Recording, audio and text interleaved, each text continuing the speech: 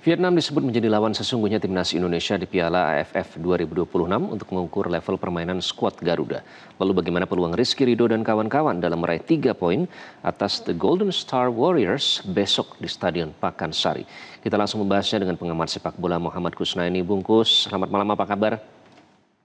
Selamat malam, baik Alhamdulillah. Setuju tidak Bungkus dengan pernyataan Pak Erik yang menyebut Vietnam adalah lawan sesungguhnya bagi timnas Indonesia di AFF? Ya Iqbal, kalau kita lihat perjalanan kita menuju ke pertandingan ketiga ini, memang kita tahu kualitas Vietnam masih di atas Kamboja maupun Timor Leste ya.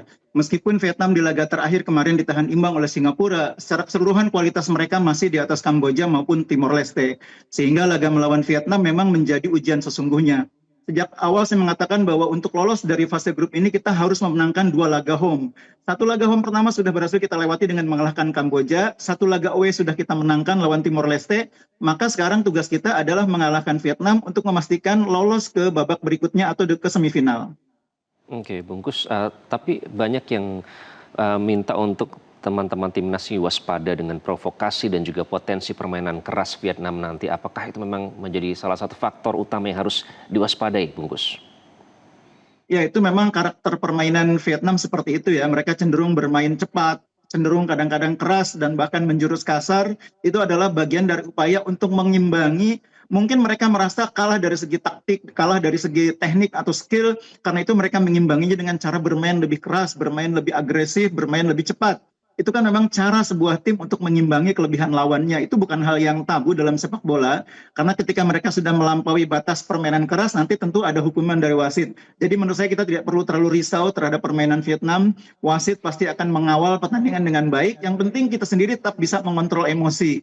Dan menurut saya cara yang ditunjukkan oleh Singapura ketika mereka berhasil meredam Vietnam perlu kita tiru. Singapura bermain dengan kepercayaan diri yang baik, tenang, pemainnya tidak terpancing, dan yang paling penting menurut saya ketika menghadapi Vietnam, kita harus disiplin. Pemain Singapura sangat disiplin ketika menghadapi Vietnam.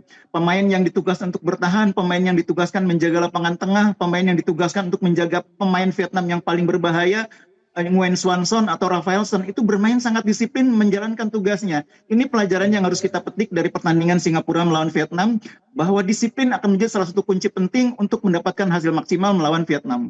Oke, menarik ya, bahkan Pak Sumarji bilang kemarin itu pada saat lawan Singapura, Vietnam kualitas ngeyelnya nggak kelihatan katanya.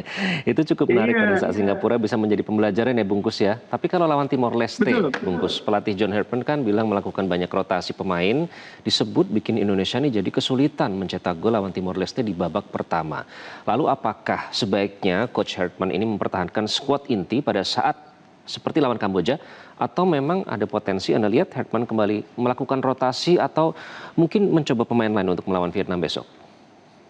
Iya, jadi sebuah kompetisi seperti AFF di mana jarak antar pertandingan itu hanya sekitar 3 hari, memang pelatih pasti akan melakukan strategi rotasi. Itu bagian dari taktik untuk memenangkan kejuaraan secara keseluruhan. Tidak mungkin pemain yang main menghadapi Kamboja kembali diturunkan melawan Timor Leste, lalu main lagi lawan Vietnam, nggak mungkin.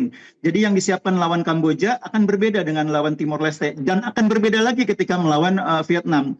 Jadi yang turun nanti adalah kombinasi antara mereka yang main ketika menghadapi Kamboja dengan mereka yang main di babak kedua ketika menghadapi Timor Leste. Itu sudah diperhitungkan sejak awal oleh jajaran pelatih, dan menurut saya gambaran tentang tim yang akan main itu sudah tercermin ketika menghadapi Kamboja di awal ya, di mana di depan kita punya Baker, di belakangnya ada Tom Haye, mungkin ada Beckham Putra juga, di tengah ada Mark Klok, ada Ivar Jenner, kemudian ada Sandy Walsh, Vincent Patinama, Rizky Ridho di belakang, dan kipernya Nadio. Itu adalah gambaran tim yang mungkin akan dimainkan sejak menit pertama melawan Vietnam, yang sebagian diistirahatkan ketika melawan Timor Leste untuk mendapatkan kondisi lebih bugar saat bertemu dengan Vietnam, sekaligus memberi kesempatan menit bermain kepada pemain yang lain. Oke, nah catatan Anda tentang duet maut antara Baker dan Hay apa? Karena cukup membuat kalau kita lihat analisis dari media-media lawan ini yang paling diwaspadai ya Mitchell Baker sama Tom Hay ini. Apa catatan Anda mengenai performa duet ini, Bungkus? Iya, memang sudah lama kita tidak memiliki striker yang produktif mencetak gol ya. 2 laga pertama diakhiri dengan 4 gol, itu jarang kita punya gitu ya. Dan menurut saya ini memberikan harapan bahwa di level Asia Tenggara setidaknya kita punya salah satu opsi untuk mendapatkan gol melalui kehadiran Baker. Ditambah lagi menurut saya yang membuat Baker ini sangat produktif juga karena ada faktor lini tengah yang sangat kuat ya.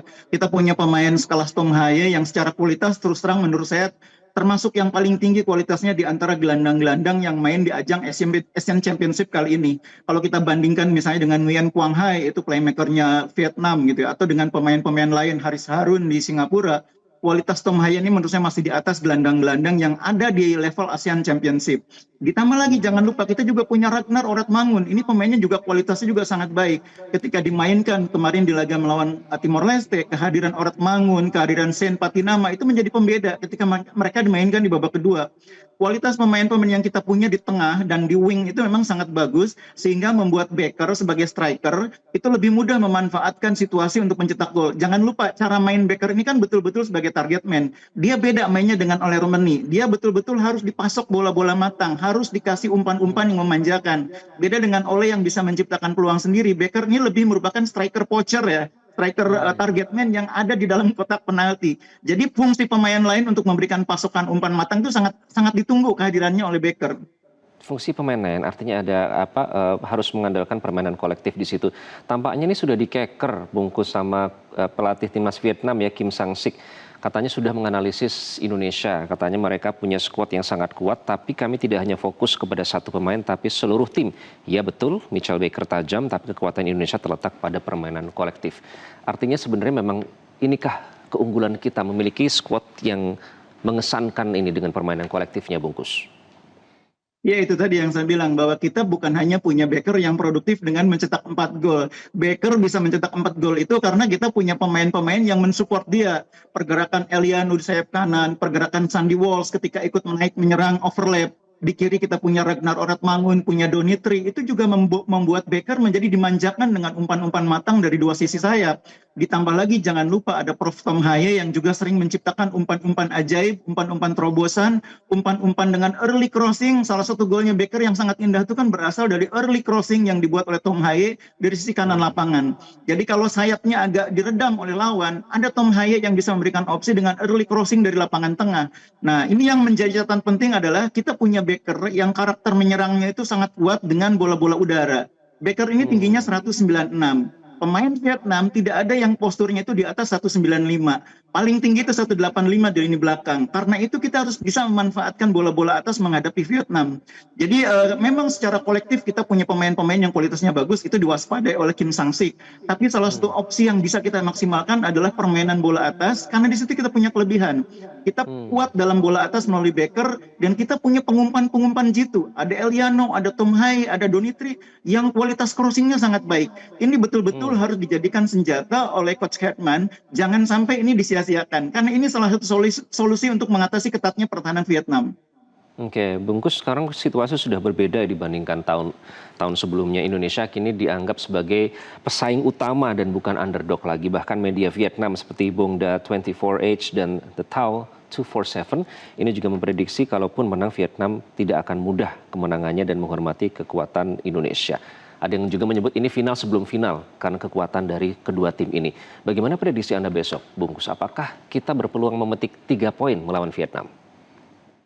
Iya, kalau melihat progres penampilan tim dalam dua laga di laga sebelumnya melawan Kamboja, melawan Timor Leste, juga progres sebelumnya di ajang internasional friendly ya, meskipun skuadnya agak berbeda, sebetulnya memang timnas kita ini sudah mulai menunjukkan karakter permainan seperti yang diinginkan oleh Coach Hetman ya. Permainan bola dari kaki ke kaki yang mengalir lancar, umpan-umpan silang yang bagus dari dua sisi sayap, cutback yang hidup. Ini akan membuat permainan kita sulit dicegah untuk dihentikan serangan kita.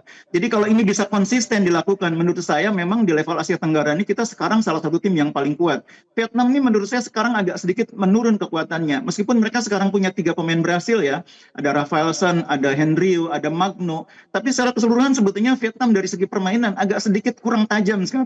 Terlihat dari permainan ketika melawan Singapura kemarin ya. Mereka punya beberapa peluang, tapi Singapura dengan pertahanan kolektif yang disiplin bisa mencegah Vietnam mencetak gol. Jadi ini Piala ASEAN Championship 2002 memang momentum bagi Indonesia ya. Kita punya skuad yang kuat, pada saat bersamaan lawan-lawan kita ini sekarang sedikit di bawah kita kualitas pemainnya.